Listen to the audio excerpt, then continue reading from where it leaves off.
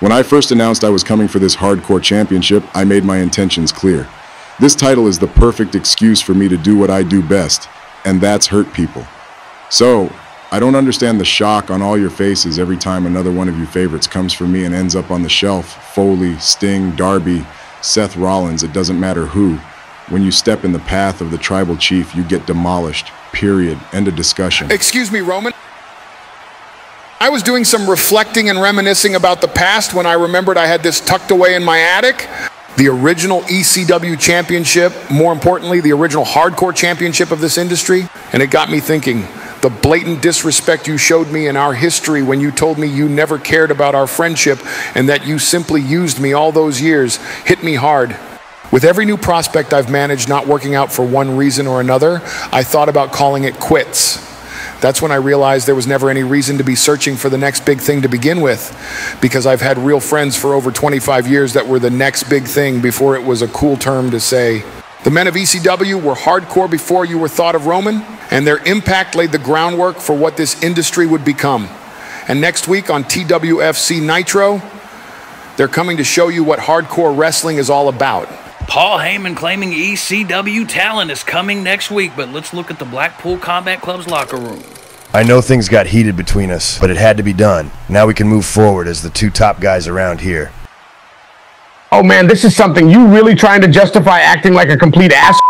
The past few weeks, what's gotten into you? This ain't the John Moxley I know. Excuse me, Eddie, but this is Blackpool Combat Club business. You have no need to be in this conversation. I'm sorry, Brian. I didn't know I had to run it by you every time I want to speak to my longtime friend. The truth is you could have been a member of the BCC, but you turned out to be one of the laziest, low work ethic, having talents in this locker room that somehow still has the loudest mouth, and you just don't have the status to tell either one of us how we should operate. Oh, is that the truth? Really? How about this for truth? Truthfully, I'm sick and tired of being called lazy. I've dedicated almost 20 years to this business, so I don't throw a fit and cry about everything until I get on the pay-per-view, like most of you so-called superstars. So if that makes me a failure, then so be it. But I'll tell you what, I'm over being overlooked and looked down on by guys like you. Why don't you meet me in the ring next week and see how my work ethic is in that ring? Is that what you want, injured ribs or not? You wouldn't last 5 minutes in the ring with me, and you know it.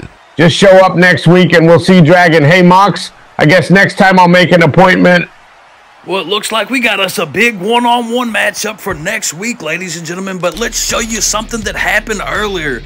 We have retrieved camera footage from FTR being approached by the Young Bucks backstage, and we have no idea what they were talking about. Security presented us this footage, but as the Bucks walk away, it would seem they would come right back with the super kick party, laying out the tag team champions.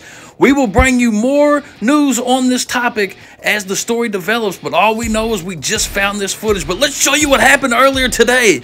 Once again, Flair and Shane McMahon slugging it out, and Flair accidentally shoved Charlotte, who was trying to break things up. As Flair was apologizing, Shane McMahon saw the opening to nail him with the chair, but Charlotte stepped in the way and Shane did not go any farther. Charlotte called Shane McMahon off of Flair. Now, even though she protected her father while he was telling Charlotte thank you, Charlotte would get up and walk away from Flair.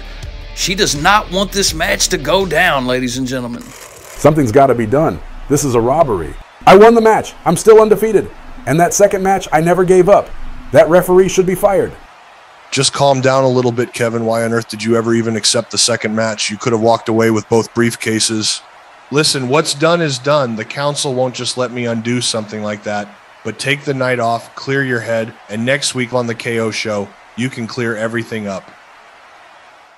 Gable isn't here tonight, but I promise we'll clear this up when he gets back. This is not what Team Angle is supposed to be about. Kurt, you got a second?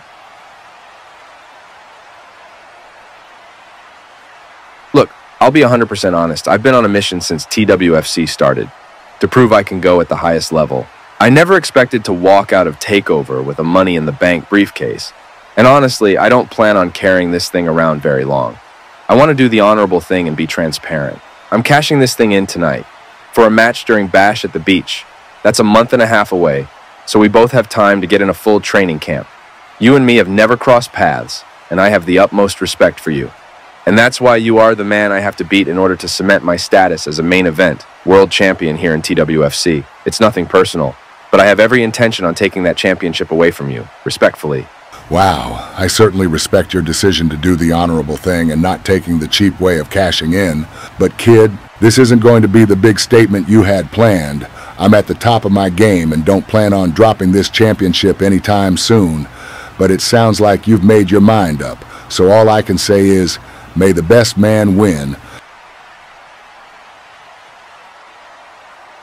Well, it looks like we got us a world championship match scheduled for a month and a half at Bash at the Beach. Ladies and gentlemen, this is our next major pay-per-view, and we are just a month and a half away. But for right now, let's head down to the ring for our main event spot of the evening.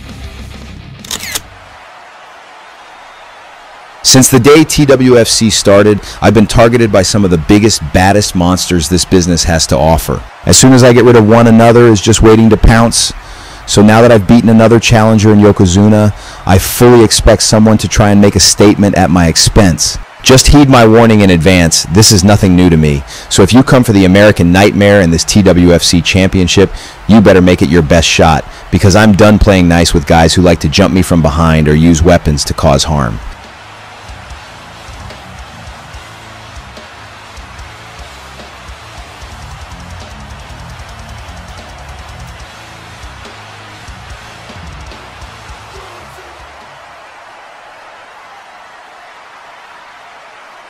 For once, you're looking at a man that doesn't have to jump you from behind or take a cheap shot to get an advantage. Matter of fact, I wanted you to see me coming. Since the day I arrived here in TWFC, no man has pinned or submitted me. I've dominated every man that stood across this ring from me. And now I'm coming for you in that TWFC championship. Only I'm not waiting till Bash at the Beach. That's far too long of a wait. In 2 weeks, they're planning a Raw Super Show. And while I don't know what exactly that means, I do know it's going to be you and me, one-on-one for the TWFC Championship. So like it or not, love it or hate it, it makes no difference to me. In 2 weeks, you're looking at the new TWFC champion, Brody King. A monster challenge laid down to our TWFC champion for 2 weeks away. Ladies and gentlemen, make sure you send us some love. Like, comment, subscribe. We are in our content era. We're pumping it out, ladies and gentlemen. Leave us some love in the comments, and we'll see you on the next one.